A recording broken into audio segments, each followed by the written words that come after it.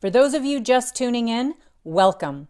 Next up, we will hear from Dr. Robert Graham, a practitioner of internal as well as integrative medicine and chef and co-founder of FreshMed, in conversation with Alexina Cather from Wellness in the Schools to define food as medicine.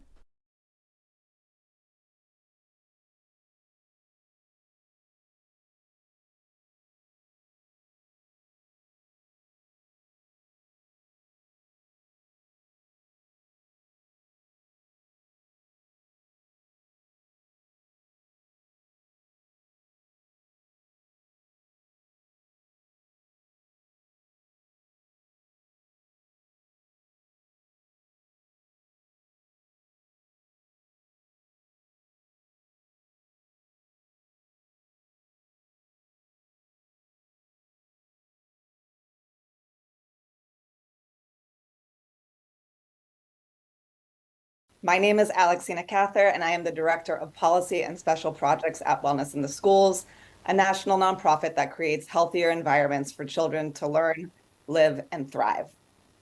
I am thrilled to be joined today by Dr. and Chef Robert Graham, co-founder of FreshMed, a Harvard-trained physician, board certified in both internal and integrative medicine with more than 20 years of clinical experience, who also happens to be an old friend.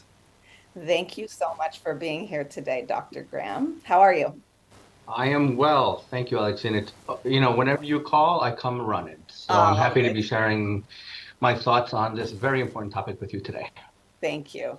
I could spend the next 20 minutes talking about your bio, but just to keep folks engaged, let's start off by digging right in. Can we just start by you telling us what food as medicine means to you? Yeah, so a couple things, because we're hearing this term, and I saw it on the actual flyer. You talk about food is medicine and food as medicine, and I just like to make a distinction, if I may. Please. The way I look at it is that food as medicine has been a movement around for 2,500 years. The father Hippocrates kind of coined it, let food be thy medicine and medicine be thy food. So that's the movement. Now, food as medicine, I look at as an intervention. So when we're using food as medicine, that's really what it means. We're using food as an intervention in healthcare, which, again, 2,500 years ago, the concept was brought up, the movement was brought up. But I think what we're looking at now, particularly in the last, say, 5 to 10 years, is really looking at food as a therapeutic in healthcare. Okay. And you got involved in this, many years ago. And so how did you come to start being interested in using food in your practice? Well, for me, it really goes back to how most traditional health systems value the role of food in health. So as some of you may know, I'm a product of a Latin American woman and an Anglo dad farmer. And so when you approach healthcare from what we can do in our own homes, the thing that we have control over is what we put in our mouths. And I was raised with the concept that, if you eat well, you will be well. And so in my culture, at my home and in my neighborhoods, I realized quickly that if we want to be healthy, we need to put the right fuel in our bodies, and that starts with food. 100% agree. Just to dig in a little bit more, I've been seeing the food as medicine all over the place lately. I read an article just last week, I think it was in Produce Business UK, of all places, that talked about the overuse of these terms. So we're seeing them a lot in terms of products trying to use food as medicine, superfood, this detox will change your life, that what do you think about that? Do you see it as a problem, or is it kind of more an opportunity along the lines of any press around food as medicine is good press? Well, yeah, I do think, good, any press is good press. But, let me go back a little bit. I'll promise I'll answer that question. But, when you look at food as medicine, right, it's integrating healthy food, real food, and nutrition education and programs into our current healthcare model, where we don't introduce food as medicine. It's really to help patients live healthy and longer lives. This can take many forms, and I'll talk about this a little later, but the things that I'm working on are things like medically tailored meals, medically tailored groceries, produce prescriptions, culinary nutrition education, culinary medicine. But in today's world, what we currently have in food as medicine, we have medical nutrition therapy, usually driven by registered dietitians, that is a form of reimbursable healthcare. And so I think words do matter, but I also think context is important. As I said before, this food is medicine, food as medicine thing has been going on for 2,500 years. Every single healthcare system, besides allopathic medicine, values the importance and highlights the importance of food. If you go to acupuncture or chiropractor, they'll ask you, what are you eating? And it's sad to think that 2,500 years later, we're still only now beginning to have that conversation. So yeah, I think context is important, but I also don't believe that we should be focused on so much of these nuances, really moving the field forward. And I think a lot of the work that has been done, particularly over the last, say, 12 months since the White House conference, is really kind of bringing and highlighting the importance of food into our healthcare delivery system. Yeah, I'm glad you said that. I do think though that sometimes this term, and like you said, it's been going around for longer than you and I, much longer than anyone we know has been alive.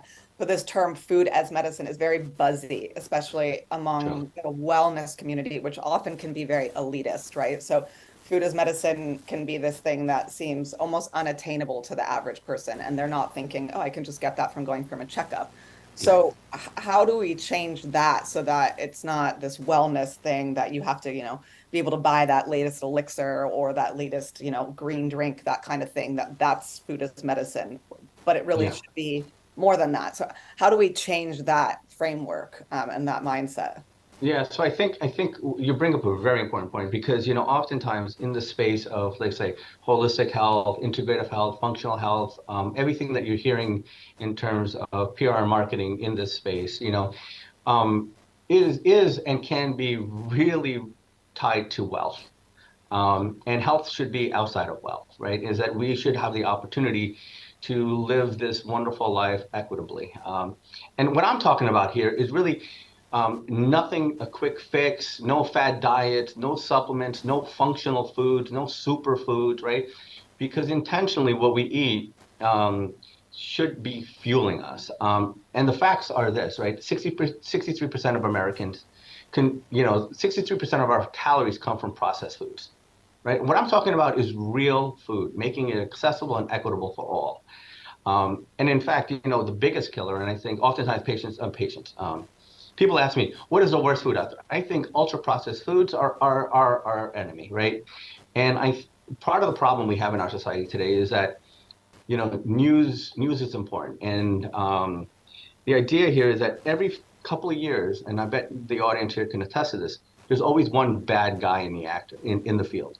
Gluten's bad, butter's bad, sugar's bad, this is bad, gluten is bad. There's always a bad character, right? And fat is bad.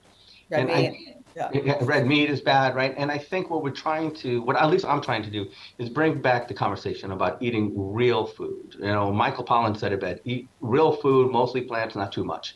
Yeah. Those are the 7 most important words in this good food movement. And I think if we start going back to what our ancestors, our grandmothers and mothers fed us, right, we wouldn't be in the problem we are today. And in fact, it's the processed foods, the ultra-processed foods.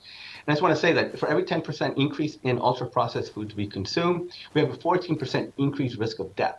So I'm not taking anything away from people, but in fact, I think, processed foods are labeled as WHO labels them a class 1 carcinogen. And I was very proud of the work we did years ago with Mayor Adams, on banning processed foods in our school systems, and I think hashtag ban the baloney. I think that's really important. And I think we have to go back to the fact that our food is literally killing us, right? It's a leading cause of death and disability. And I think if we return back to what we consider real food, I think that's what I'm focusing on, right? I'm not focusing on any sort of superfoods. I think the most important superfood out there is beans and greens, and I would argue no one would tell me that's really that bad to be consuming most of those. So if Michael Pollan has his mantra, yours is beans and greens. Eat more plants. Eat more plants. Okay. All right. So that's kind of what I'm hearing you say at home, which of course I agree, and I think most of the people on this call would as well. But when we're looking at the doctor's office and expanding and increasing access to food as medicine from that capacity, are doctors even the right person to ask for food as medicine? Or if it's a true prescription, should it be a pharmacist or should it be a nutritionist, an RD? Like, how do we really level up so that we're reaching the maximum amount of people? Knowing that I go to a doctor's office and I might have my doctor for 5 minutes if I'm lucky, and that the doctor might have received 1 day of nutrition education in med school. Like, who is really the best person to level the food as medicine interventions up and make it more accessible and equitable? Well, one thing, and I've been traveling a lot lately on this topic, and everyone has a role. And everyone you mentioned has a role. I think our chefs have a role as well. And years ago we did this amazing conference. It was called Everyone's Invited to the Table, and I think that's a really good mantra to think about, right? That everyone has a role in improving our food systems and our healthcare systems. And so everyone you mentioned should have a role. And you're right. Doctors just have a paucity or a lack of nutritional education. And so maybe they're not the best person. But you know who we have in our clinics and we should be referring more to? Registered dietitians. Registered dietitians are the experts on food and nutrition. And sadly, most of the chronic diseases can be either prevented, managed, or treated with a food first approach. And that's the reason why we started our practice, Fresh Medicine, right? We have a food first approach.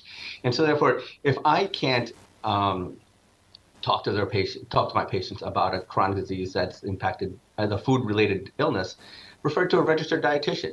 And if it's called a prescription, maybe pharmacists have an important role in terms of healthcare delivery. Mind you, you may go see your doctor once a year, right? If you're on a medication, you probably see your pharmacist, every month or if not quarterly. So I was just down in DC talking about what is the role of the pharmacist in the food RX movement. So I personally believe everyone has a role, but I also want to mention one thing. Doctors have an important role because for the physician out there, every single disease process we have out there, okay, has a therapeutic lifestyle intervention that should be explored and optimized within the first weeks of diagnosing. Hypertension, diabetes, every treatment algorithm out there, but every college says optimize and utilize 6-week therapeutic lifestyle changes first. And if that doesn't happen or succeed, then you go into pharmaceutical management. But that's not what we do, right? And part of it is that we're a volume-based system. You're in and out of there in 15 minutes. And that's simply not good for patient care. It's not good for doctor well-being and burnout, right? And so it's a lose-lose for everyone. Yeah, I'm glad to hear you say that. So everyone needs to be involved, no siloing, all hands on deck, and that certainly makes sense given the gravity of the issues with diet-related diseases in this country. You said you were just traveling. I know you were at the American College of Lifestyle Medicine and Millikan Institute talking about food as medicine and more broadly about food as health. Can you share a little bit with us about what you spoke about, what you learned? Like, what are the practicalities and the scalability of it all? Yeah, so we are in a healthcare crisis, and just nothing new, right? We've heard it, and the lifestyle medicine really kind of reemphasized what I just mentioned, that there is a lifestyle prescription that is recommended by all societies in terms of managing diseases like hypertension, diabetes, and obesity. We just don't do it, right? So I'm not offering something new. I'm just returning back to evidence-based treatment algorithms. Okay, so that was lifestyle medicine, and what's fascinating is that now we're starting to get reimbursement for lifestyle counseling. We're getting increased reimbursement for registered dietitians. We're getting increased reimbursements. Hopefully by next year, CMS will be covering health coaches as part of our treatment team. What was fascinating about Milken, it was, I spoke on the food as medicine sector, but the concept of the whole conference was the future of health 2.0. And what made me feel really energized and inspired by it is that, the old Wayne Gretzky quote, how do you know, why was he so great? Because he knew where the puck was going. And that's where the puck is going, right? We just can't sustain the way we do it today. And so we have to develop a new model of healthcare, which I believe that if the food is the number one cause of our problems, it is the number one solution in our toolbox. And we just need to kind of leverage the power of the people for demanding more from our healthcare systems, because I think people are doing it. We just have to start learning how to integrate this into a healthcare system, which unfortunately in our society is insurance-based, mostly, commercial-based. And insurances and business have to take ownership. And so that was a really interesting meeting, particularly at Milken. It was that every single sector, from the average patient to the business that supports your health insurance, has a vital role in changing how we deliver healthcare by putting food first. Yeah, so that I like that it's disheartening, definitely, how the issues, but that's food can also be the solution, right? So can you give me a real, like a case scenario? So a doctor, you're a doctor and you're in your office and a patient walks into your office. How do you operationalize a food as medicine intervention when this patient walks in? All right, What so does it look like? so the biggest problem we have in our society is these chronic diseases, right? Seven out of $10, $9 out of $10 are spent on chronic diseases, and there's no magic one pill for that problem, right? It's really looking at a holistic approach, right? And it's bankrupting us. It is bankrupting our healthcare system.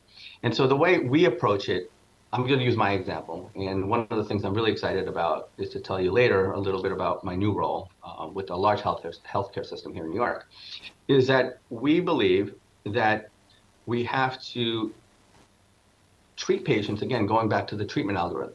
There is a diet, the DASH diet. Let's say a patient comes in, 60-year-old guy with hypertension and diabetes. Okay?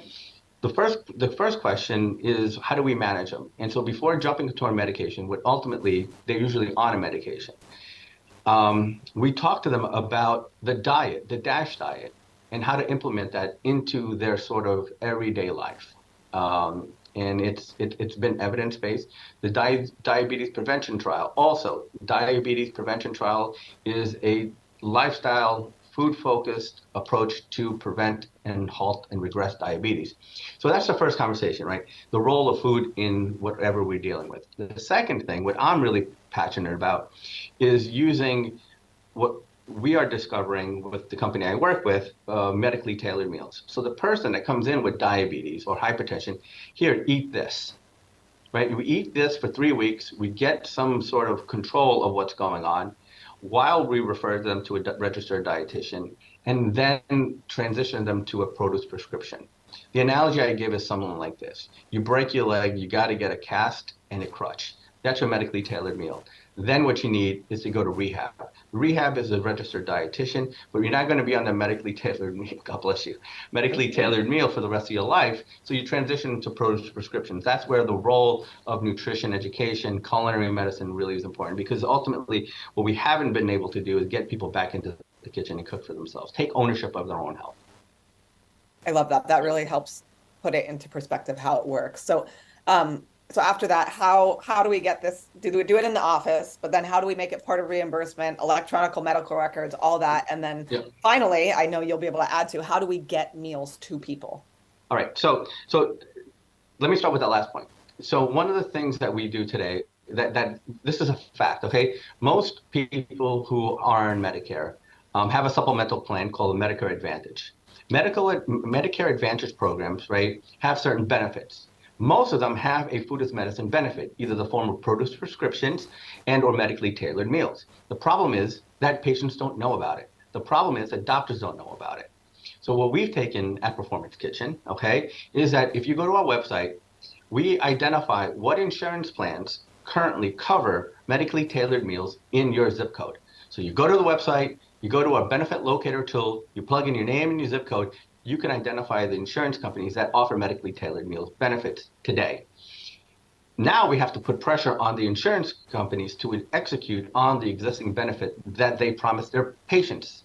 So that's the next step. But the other thing that's really exciting now is that we have a lot of demonstration projects to identify the best practices on how to deliver this. This is where Medicaid, 1115 waivers are coming through the country. And I know the panelists later are going to be talking about policy, but demand more. This is to the patients out there. Demand more from your healthcare system and your insurance companies. Be an advocate, because again, it's the gym membership model. The gym membership model really is about enrollment and not engagement. So engage with them. Find out what is owed to you, because you pay a lot of money for these benefits and they are owed to you today. Thank you. So it's being underutilized, right? And then the more that there's demand, possibly see other opportunities. So That's really helpful. So we have 1 minute left. I just want to Okay. ask a quick, since we have you here, probably everybody wants to know what does a doctor order? What are the doctor's thoughts on the following? So superfoods, real quick, couple words. Beans and greens. Beans and greens. All right. No magic, no magic superfood. Meat, Make sure it's good meat. alcohol, Never initiate. Keep it to a minimum. supplements, Supplement a deficiency in your diet. perfect. Sleep. One of my 5 pillars. Can you say the other ones real quick, just in case people Yeah, don't so know? fresh started from an acronym called food, relaxation, exercise, sleep, and happiness. Those are 5 ingredients in a recipe to health. We have an online school too, FreshMedU. If you want to go check it out, it's free. We have a free course. Learn the basics about those 5 important pillars. Fantastic. And finally, what is your, as we head into the winter, favorite cure for the cold? Common cold. Rest. Rest. All right.